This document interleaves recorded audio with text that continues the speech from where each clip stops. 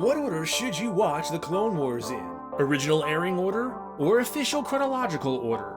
What if there was a third, enhanced option to best experience the show through? The answers aren't in a galaxy far, far away. They're right here. This is Streamlining Sci-Fi, Episode 2, Star Wars, The Clone Wars, the Enhanced Viewing Order. Debuting with a theatrical film in 2008 and set between the events of Attack of the Clones and Revenge of the Sith, Star Wars The Clone Wars aired on Cartoon Network for 5 seasons before being cancelled in 2013. Half of an unaired 6th season completed production and later debuted on Netflix in 2014 to become what was essentially a second series finale. However, these works represented only 5.5 seasons out of the 8 in total that had been planned. While some of these unproduced stories were later adapted into novels and comic books, several more, including the intended series finale, were eventually completed for release on the Disney Plus streaming service in 2020. The Clone Wars was originally produced in an anthology format that resulted in episodes being created and aired out of chronological order for the majority of its run. After Season 6, an official chronological order of episodes was released through StarWars.com following the show's cancellation. However, all home video and streaming service releases still reflected the original airing order.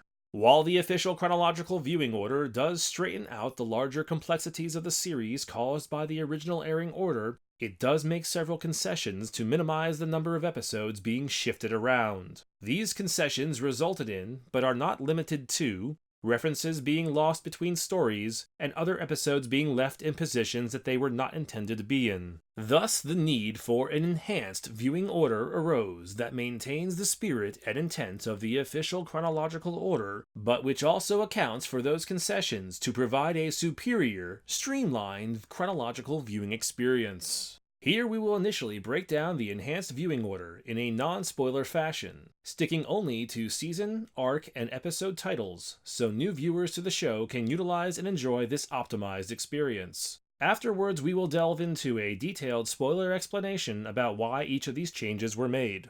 Using the official chronological order as a starting point, we get this list of episodes. The number before each title represents the season and episode number that they are listed as on DVD, Blu-ray, and streaming services. The Clone Wars theatrical film itself was made up of 4 individual episodes, stitched together with additional content. Here we break it down into its component episodes, with estimated time index breakpoints for reference. To better help navigate this list, we then insert seasonal divisions. These approximate the original airing seasons and will form thematically linked bookends for most of them to provide semi-self-contained experiences as one advances through the show. Then we add in the story arc titles for multi-part or thematically linked episodes to further assist in navigating and viewing the series. Lastly, we add the episode arcs from both the unfinished story reels, the upcoming 7th season, and the miscellaneous legacy content into the seasons that they would have likely been a part of originally. And, as an unessential bonus, we'll place the A Prelude to Point Rain script performed live at Star Wars Fan Days 3 in 2009 on the list as well. Now, for the changes that create the enhanced viewing order. While Season 0 will be left unchanged, for those wanting a visual cue for the approximate break in the film between The New Padawan and Castle of Deception, look for a scene of Obi-Wan Kenobi taking off in his Jedi Starfighter. The first change of the first season is to move clone cadets after the Ambush Duology. Next, Rookies is moved back to be after the Newt Trilogy. The Droid Duology is then shifted forward in between the Ambush Duology and Malevolence Trilogy. For Seasons 2 and 3, we have the most complex changes. First, we move Bounty Hunters forward to the start of the 2nd season. The Zillo Beast Duology is then shifted back later in the season to follow the Mandalore Trilogy. Lightsaber Lost is then put ahead of the Seleucami Duology, and all 3 of them are pushed back into Season 3, ahead of the Senate Trilogy. Season 3's Corruption Duology is slid forward next, to be placed before the Boba Fett Trilogy in Season 2. ARC Troopers is also moved forward to land in between the Geonosis Saga and the Mandalore Trilogy. Lastly, for these seasons, we move Sphere of Influence up in between the Zillo Beast and Corruption duologies. For Season 4, the only change we make is to move Shadow Warrior back to follow the Droid Adventures duology instead of preceding it. Finally, in Season 5, we bring forward the Banking Clan trilogy from Season 6 to place it between the Onderon and Young Jedi sagas. Following its initial cancellation, the scripts for 12 unproduced episodes were adapted into the novel Dark Disciple and the comic book miniseries Son of Dathomir. 8 additional unfinished but voiced episodes were also released online in story reel animatic form.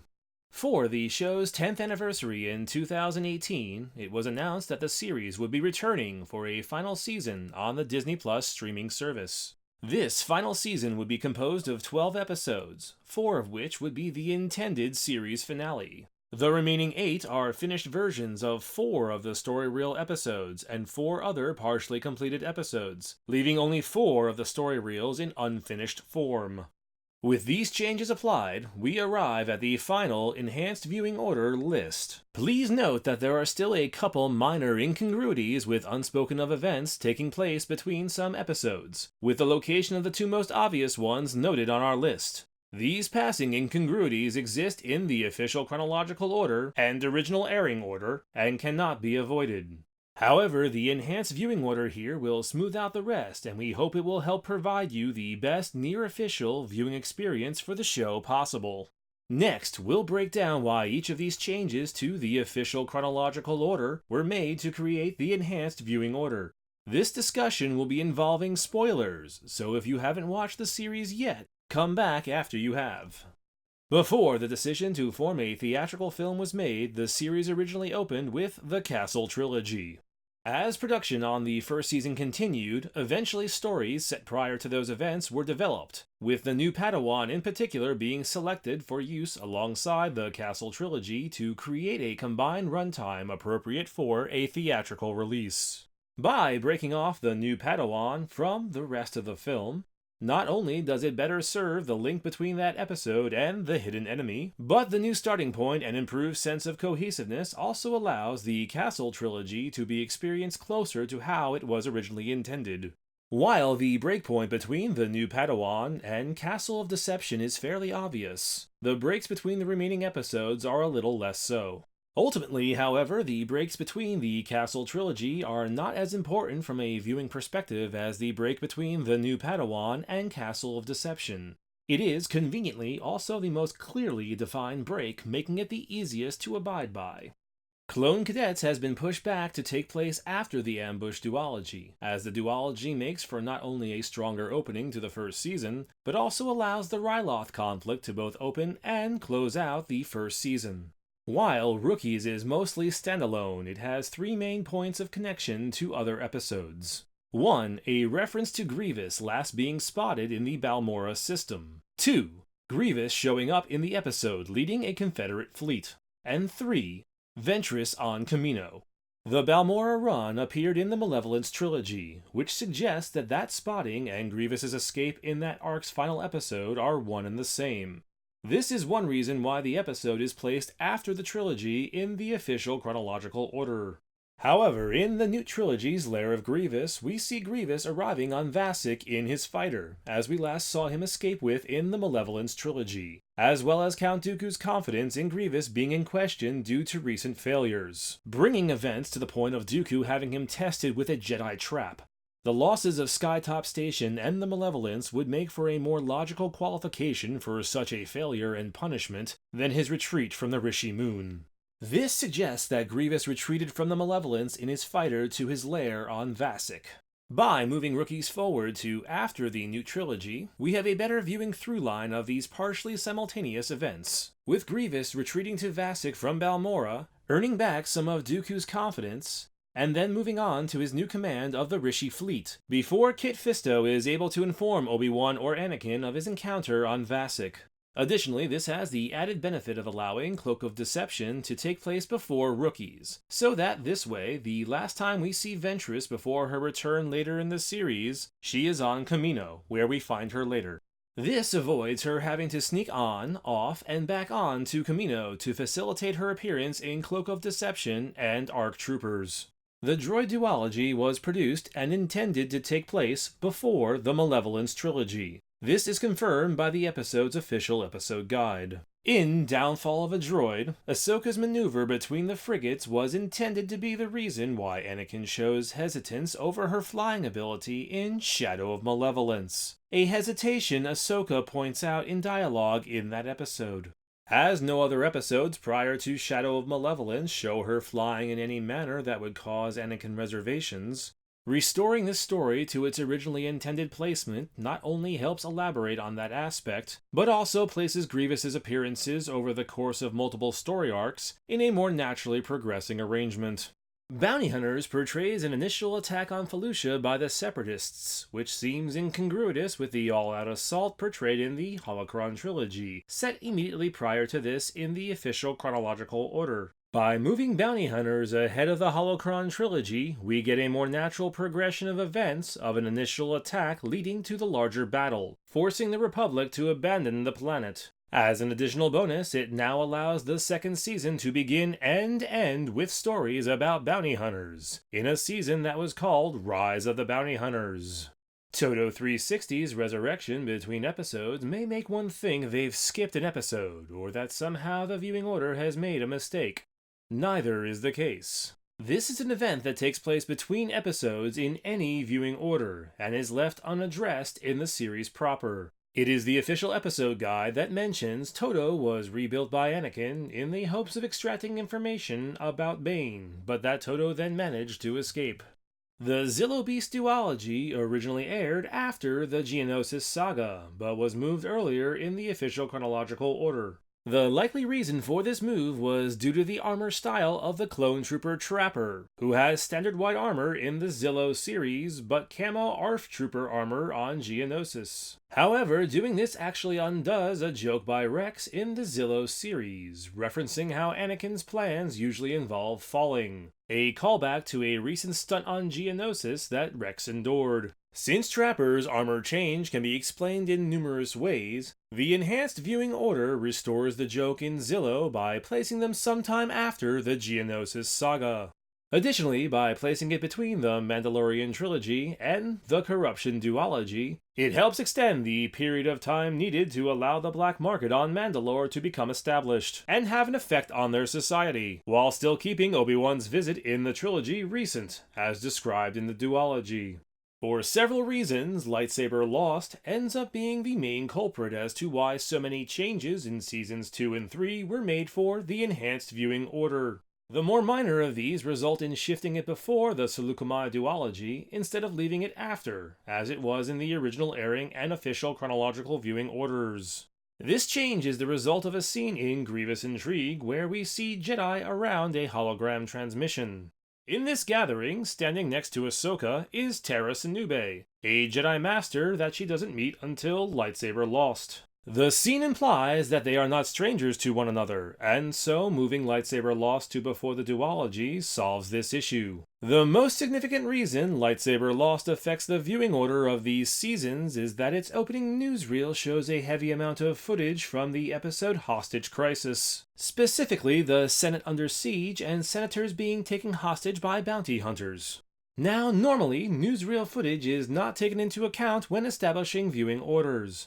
Nor should they, as the newsreels repurpose footage from past and future episodes as generic B-roll so often that there is no viewing order that could take them into account all the time and still make any kind of narrative sense. In this case, though, the footage spotlights specific notable events that may leave an average viewer confused as to what they may have missed, as well as spoiling key aspects of future episodes. It's significant enough that a rare exception to the ignore newsreel guideline needs to be made to smooth over the viewing experience. As a result, these 3 episodes are moved back into Season 3 just before Heroes on Both Sides, and sit after the Zero saga, which includes Hostage Crisis. Sliding this duology back before the Boba Fett trilogy not only allows our Season 2 grouping to end with the Bounty Hunter featuring trilogy, but also allows Season 3 to start on the stronger Zero saga story arc. It has the additional benefit of allowing Lethal Trackdown to be back-to-back with Assassin, so the entire Bounty Hunter plotline of these arcs can be viewed uninterrupted. Furthermore, it also helps minimize the time between it and the Mandalore trilogy. Leaving this Grievous-heavy episode after or near the Grievous-centric Slukamai duology feels out of place, having too much Grievous content all at once after a now near 2-season absence. The solution in the enhanced viewing order is to bump ARC troopers up into the place that the Slukamai duology originally occupied in Season 2. This maintains the original spacing of Grievous-centric arcs throughout the series and provides several secondary benefits. First, the Jedi have an escalated priority focus on Grievous in the Slukamai duology that they don't have during the wider battle on Kamino. By having ARC troopers take place first, we establish a build towards their position in the Slukamai duology. Second, though some time must take place between rookies and ARC troopers for the Domino Squad clones to gain more experience, this new placement shortens that gap by 18 episodes, or by 12 going by the official chronological order. Third, as mentioned in our rookies entry, the shorter time span allows us to consider that maybe Ventress has remained on Kamino since rookies, instead of sneaking on and off the planet several times in the intervening months. Fourth, the tactical droid TV-94 appears in both ARC Troopers and the Slukamai duology, but is destroyed during the duology. In the original airing and official chronological orders, this meant that the character had to be renamed TV-94B in ARC Troopers as a retcon to explain how it could appear in an episode set after its destruction. By swapping their chronological placements, TV-94 is restored to being a single recurring character for both of his appearances. In this episode, with some effort, Ahsoka first attempts the Jedi mind trick. She later uses it with much more ease in the Corruption duology, so this episode must be set before that story arc. Likewise, Bosk's presence in the background suggests it should be set before the Boba Fett trilogy, thus requiring it and the Corruption duology to be set before that trilogy. Its placement in the enhanced viewing order provides the additional benefit of putting some minimal space between the Mandalorian trilogy and the Corruption duology, which avoids placing those two story arcs back to back, as some time has passed between them. Much like with Todo 360's reconstruction, Aurra Singh's escape from jail between assassin and hostage crisis is an event that has not been depicted on screen, and is likewise absent in any viewing order. Dave Filoni conveyed that Bane saw Aurra as a critical element of his plan for freeing Zero the Hutt, and was able to use Hutt funding and influence to break Aurra Singh out of jail through bribery and blackmail. Shadow Warrior was originally intended to be the Season 4 premiere, followed by the Droid Adventures duology, and then the Mon Cala saga. However, this was changed for the airing order to allow for a larger arc to open the season with, resulting in the order becoming Mon Cala, Shadow Warrior, and then Droid Adventures.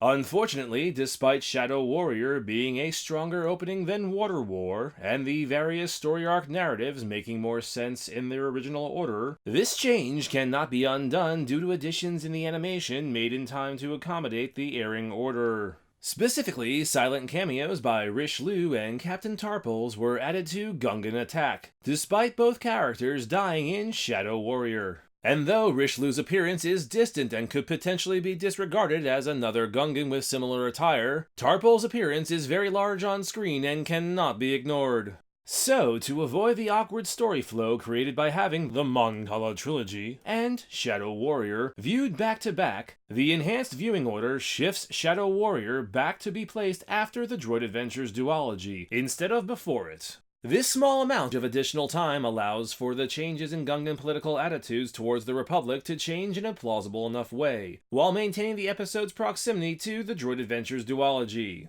This trilogy was originally supposed to air as part of Season 5, until the Young Jedi special event film was broken up into its component episodes and added into Season 5 in their place. It was then bumped back to Season 6.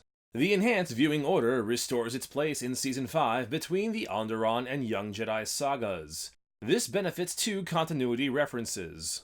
The first is Obi-Wan's mention of Satine as if she hadn't died recently, As a retcon, it was suggested that Obi-Wan was just being stoic in that scene, but returning the story arc to Season 5 restores the original intent and context of the script and performance. The second is a prototype model of the Jedi Interceptor in Anakin's quarters. While not necessarily out of place in Season 6, it does make sense from a viewing order perspective to see this evolution of the Delta 7 design before the Edit 2 debuts towards the end of Season 5, as was the original intent. We hope this superior episode order will enhance and streamline your viewing experience, as you and those you travel with explore a galaxy far, far away. If you found this video or series useful, feel free to hit the like and subscribe buttons below, and check out our Patreon at patreon.com/denimintent if you'd like to help support this series and other content like it in the future. Thanks for watching, and may the Force be with you.